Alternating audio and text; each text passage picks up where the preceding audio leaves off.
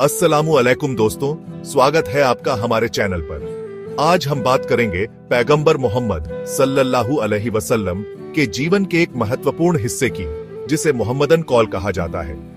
इस वीडियो में हम मक्का और मदीना के दो प्रमुख चरणों पर चर्चा करेंगे। विशेष रूप से मक्का चरण के 3 अलग अलग स्टेजेस पर फोकस करेंगे। तो आइए शुरू करते हैं और इस ऐतिहासिक यात्रा को समझते हैं जो इस्लाम के प्रारंभिक प्रसार का आधार बनी।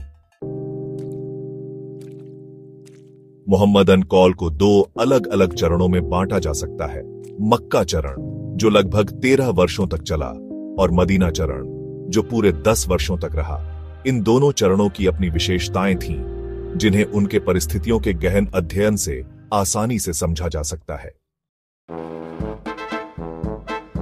मक्का चरण के 3 स्टेजेस। मक्का चरण को 3 अलग अलग स्टेजेस में बांटा गया है।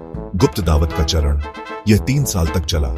मक्का में दावत का ऐलान यह 4थे वर्ष से शुरू होकर 10वें वर्ष के अंत तक चला। मक्का से बाहर इस्लाम की दावत और प्रचार यह 10वें वर्ष के अंत से लेकर पैगंबर सल्लल्लाहु अलैहि वसल्लम के मदीना हिजरत तक रहा। मदीना चरण की चर्चा हम बाद में करेंगे। गुप्त दावत के 3 साल यह सर्वज्ञात है कि मक्का अरबों का केंद्र था और काबा का संरक्षक भी। मूर्तियों और पत्थर की मूर्तियों की रक्षा और संरक्षण, जिन्हें सभी अरब पूजते थे, मक्का के लोगों के हाथों में था। इसलिए इस मूर्ति पूजा के गढ़ में सुधार और सत्य का लक्ष्य प्राप्त करना बेहद कठिन था। ऐसी परिस्थितियों में कार्य करने के लिए अटल इच्छा शक्ति और दृढ़ संकल्प की आवश्यकता थी। यही कारण है कि इस्लाम की दावत ने गुप्त रूप लिया, ताकि मक्का के लोग अप्रत्याशित आश्चर्य से क्रोधित न हो। पैगंबर सल्लल्लाहु अलैहि वसल्लम ने अपनी पवित्र मिशन की शुरुआत अपने घर से की और फिर उन लोगों को दावत दी जो उनके करीब थे। उन्होंने उन लोगों को इस्लाम की दावत दी जिनके बारे में उन्हें विश्वास था कि वे उनके रब से आए सत्य को स्वीकार करेंगे। कई लोग, जिनके मन में पैगंबर सल्लल्लाहु अलैहि वसल्लम के प्रति जरा भी संदेह नहीं था, तुरंत इस सत्य को स्वीकार कर इस्लाम में शामिल हो गए। इन्हें इस्लामी साहित्य में प्रारंभिक मुसलमान कहा जाता है। सबसे पहले पैगंबर की पत्नी उम्मुल मोमिनीन खदीजा रजी अल्लाहु अन्हा ने इस्लाम कबूल किया। उनके बाद उनके आजाद किए हुए गुलाम जैद बिन हारिथा, उनके चचेरे भाई अली बिन अबी तालिब, जो बचपन से उनके साथ रह रहे थे, और फिर उनके करीबी दोस्त अबू बकर अस-सिद्दीक रजी अल्लाहु अन्हु ने इस्लाम कबूल किया। ये सभी पहले ही दिन इस्लाम में शामिल हो गए। अबू बकर रजी अल्लाहु अन्हु ने इस्लाम कबूल करने के पहले दिन से ही उत्साह और जोश के साथ काम शुरू किया। वे धनवान, मददगार, नम्र और नेक थे। लोग उनके ज्ञान, दोस्ती, सुखद संगति और व्यापार के लिए उनके घर आया करते थे। उन्होंने उन लोगों को इस्लाम की दावत दी जिन पर उन्हें भरोसा था, और उनके व्यक्तिगत प्रयासों से कई लोग इस्लाम में शामिल हुए, जैसे उस्मान बिन अफ़्फ़ान अल-उमवी, जुबैर बिन Awwam अल-असदी, Abdur Rahman bin of, साद बिन अबी वक्कास अज-जुहरी और तलहा बिन उबैदुल्लाह अत-तमीमी। ये 8 लोग अरब में नए विश्वास के अग्रदूत और विशेष रूप से इसकी पहली पंक्ति थे।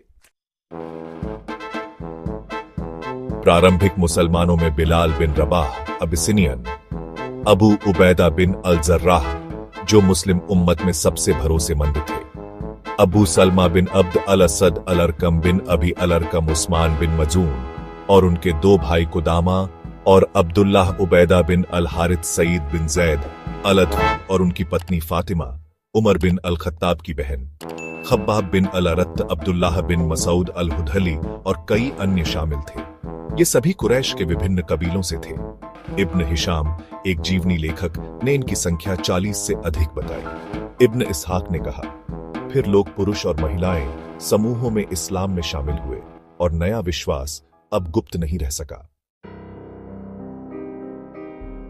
पैगंबर सल्लल्लाहु अलैहि वसल्लम नए मुसलमानों से मुलाकात करते और उन्हें निजी तौर पर इस्लाम की शिक्षा देते थे, क्योंकि दावत अभी भी व्यक्तिगत और गुप्त आधार पर चल रही थी। रहस्य उद्घाटन वह्य तेजी से आ रहा था, और ए लबादा ओढ़ने वाले के पहले आयतों के बाद भी जारी रहा।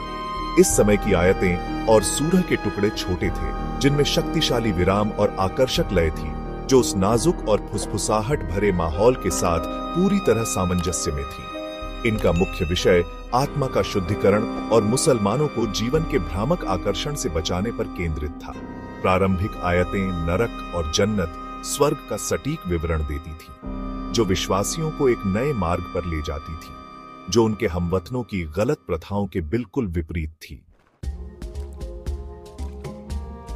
मुकातिल बिन सुलेमान ने कहा, नमाज इस्लामी दावत के शुरुआती चरण में ही अनिवार्य हो गई थी। सुबह और शाम को 2-2 रकात की नमाज कुरान में कहा गया।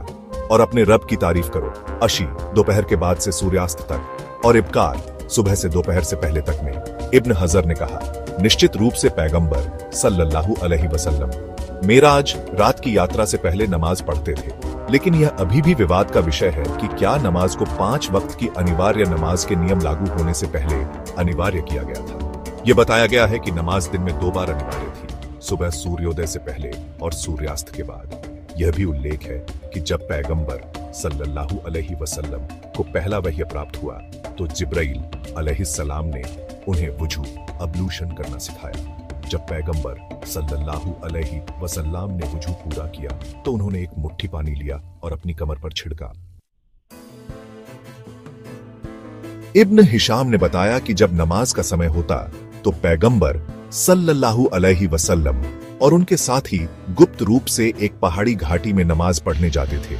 एक बार अब्बू तालिब ने पैगंबर सल्लल्लाहु अलैहि वसल्लम और अली को नमाज पढ़ते देखा। उन्होंने पूछा कि वे क्या कर रहे हैं।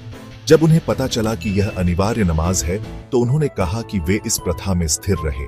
इस दावत का यह चरण हालांकि गुप्त और व्यक्तिगत आधार पर चल रहा था, इसकी खबर मक्का में फैल गई और यह सार्वजनिक चर्चा का विषय बन गया। शुरू में मक्का के नेता पैगंबर सल्लल्लाहु अलैहि वसल्लम की ज्यादा परवाह नहीं करते थे और उनकी शिक्षाओं पर ध्यान नहीं देते थे। पहले उन्हें लगता था कि मोहम्मद सल्लल्लाहु अलैहि वसल्लम केवल एक धार्मिक दार्शनिक है, जैसे उमैया बिन अबी अस्साल्त, कुस्स बिन सईदा और अम्र बिन नुफैल, जो ईश्वर और धार्मिक कर्तव्यों पर दर्शन करते थे। लेकिन यह उदासीनता जल्द ही वास्तविक चिंता में बदल गई। कुरैश के मूर्ति पूजक पैगंबर सल्लल्लाहु अलैहि वसल्लम की गतिविधियों को करीब से और चिंतित होकर देखने लगे, क्योंकि उन्हें डर था कि उनकी दावत फैलने से प्रचलित मानसिकता में बदलाव आ सकता है। 3 साल तक चले इस गुप्त आंदोलन में विश्वासियों का एक समूह उभरा, जो भाईचारे और सहयोग की भावना से जुड़ा था, जिसका एकमात्र उद्देश्य था इस्लाम की दावत को प्रचारित करना और गहराई से स्थापित करना। पूरे 3 साल तक पैगंबर सल्लल्लाहु अलैहि वसल्लम एक छोटे दायरे में ही शिक्षण देने में संतुष्ट रहे, लेकिन अब समय आ गया था कि वे अपने रब की इच्छा के नए वह्य के साथ अपने लोगों का सामना करें, उनकी असत्यता को नकारें और उनकी मूर्ति पूजक प्रथाओं को तोड़ दें। तो दोस्तों, यह थी मक्का चरण के गुप्त दावत की कहानी, जिसने इस्लाम के प्रारंभिक प्रसार की नींव रखी। अगर आपको यह वीडियो पसंद आया तो इसे लाइक करें, अपने दोस्तों और परिवार के साथ शेयर करें और हमारे चैनल को सब्सक्राइब करना न भूलें। नोटिफिकेशन बेल को भी दबाएं ताकि आपको हमारे नए वीडियो की सूचना तुरंत मिले। आपके समर्थन के लिए धन्यवाद और हम फिर मिलेंगे एक नए वीडियो के साथ। अल्लाह हाफिज।